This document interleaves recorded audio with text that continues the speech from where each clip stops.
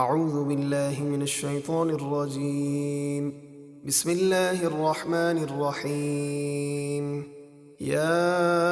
ایہا النبی اذا طلقتم النساء فطلقوهن لعدتهن واحصوا العدة واتقوا الله ربكم لا تخرجوهن من بيوتهن ولا يخرجن إلا أن يأتين بفاحشة مبينة وتلك حدود الله ومن يتعد حدود الله فقد ظلم نفسه لا تدري لعل الله يحدث بعد ذلك أمرا۔ اے نبی اپنی امت سے فرما دیجئے جب تم اپنی عورتوں کو طلاق دو تو ان کی عدت کے وقت پر پاکی کے دنوں میں انہیں طلاق دو اور ان کی عدت کا شمار رکھو اور اپنے رب اللہ سے ڈرتے رہو۔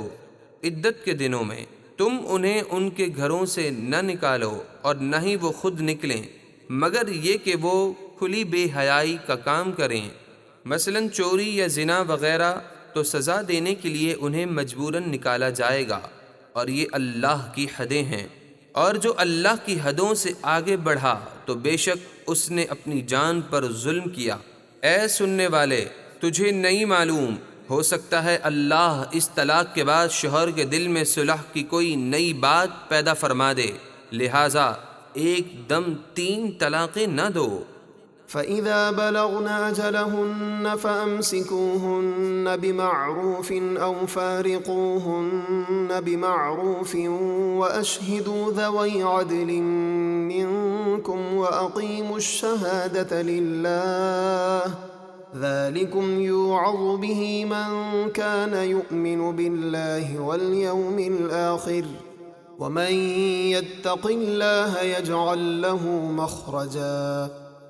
پھر جب وہ اپنی عدت کی مقررہ مدت کو پہنچنے لگیں تو انہیں بھلائی کے ساتھ اپنے نکاح میں روک لو، یعنی ان کی عدت ختم ہونے سے پہلے پہلے رجوع کر لو، یا انہیں بھلائی کے ساتھ جدا کر دو اور اپنوں میں سے 2 عادل گواہ بنا لو، اور اللہ کی رضا حاصل کرنے کے لیے گواہی قائم کرو۔ یہ وہ حکم ہے جس کی نصیحت ہر اس شخص کو کی جاتی ہے جو اللہ اور آخرت کے دن پر ایمان رکھتا ہے، اور جو اللہ سے ڈرے اللہ اس کے لیے نجات کی راہ نکال دے گا۔ وَيَرْزُقُهُ مِنْ حَيْثُ لَا يَحْتَسِبُ وَمَن يَتَوَكَّلْ عَلَى اللَّهِ فَهُوَ حَسْبُهُ إِنَّ اللَّهَ بَالِغُ أَمْرِهِ قَدْ جَعَلَ اللَّهُ لِكُلِّ شَيْءٍ قَدْرًا۔ اور اسے وہاں سے روزی دے گا جہاں سے اس کا گمان بھی نہ ہو، اور جو اللہ پر بھروسہ کرے تو اللہ اسے کافی ہے۔ بے شک اللہ اپنا کام پورا کرنے والا ہے، بے شک اللہ نے ہر چیز کا ایک اندازہ مقرر کر رکھا ہے۔ واللائي يئسن من المحيض من نسائكم إن ارتبتم فعدتهن 3 أشهر واللائي لم يحضن وأولاة الأحمال أجلهن أن يضعن حملهن ومن يتق الله يجعل له من أمره يسرا۔ اور تمہاری عورتوں میں سے جنہیں بڑھاپے کے سبب حیض کی امید نہ رہی، اگر تمہیں ان کی عدت کے حکم میں کچھ شک ہو تو سنو، ان کی عدت 3 مہینے ہیں، اور ان عورتوں کی عدت بھی 3 مہینے ہیں جنہیں ابھی حیض نہیں آیا، اور حاملہ عورتوں کی عدت ان کا وضع حمل ہے، یعنی اگر کسی عورت کو حمل کی حالت میں طلاق دی گئی تو بچے کی پیدائش تک وہ عدت میں رہے گی، اور جو اللہ سے ڈرے اللہ اس کے کام میں آسانی فرما دے گا۔ ذَلِكَ أَمْرُ اللَّهِ أَنزَلَهُ إِلَيْكُمْ وَمَن يَتَّقِ اللَّهَ يُكَفِّرْ عَنْهُ سَيِّئَاتِهِ وَيُعْظِمْ لَهُ أَجْرًا۔ یہ اللہ کا حکم ہے جو اس نے تمہاری طرف اتارا، اور جو اللہ سے ڈرے اللہ اس کی برائیاں مٹا دے گا اور اسے بڑا ثواب عطا فرمائے گا۔ أسكنوهن من حيث سكنتم من وجدكم ولا تضاروهن لتضيقوا عليهن وإن كن أولات حمل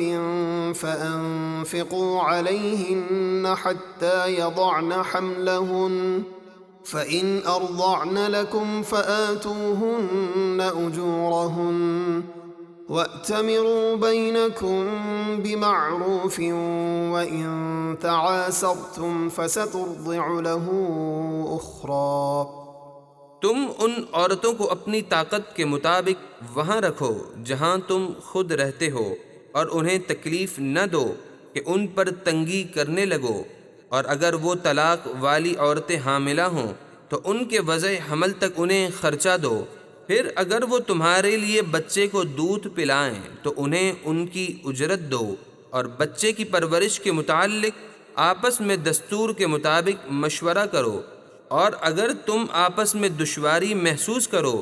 اس طرح کہ ماں دودھ پلانے کی دستور سے زیادہ اجرت مانگے اور باپ دینا نہ چاہے،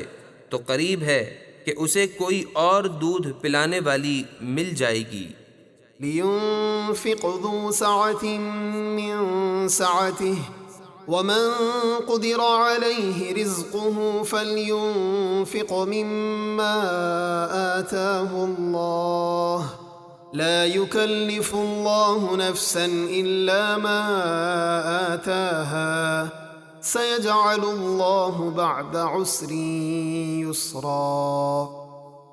مالی وسعت والا اپنی وسعت کے مطابق خرچ دے، اور جس پر اس کا رزق تنگ کیا گیا تو وہ اسی میں سے خرچہ دے جو اللہ نے اسے دیا.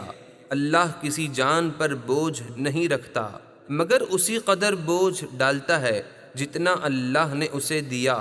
ان قریب اللہ دشواری کے بعد آسانی عطا فرما دے گا.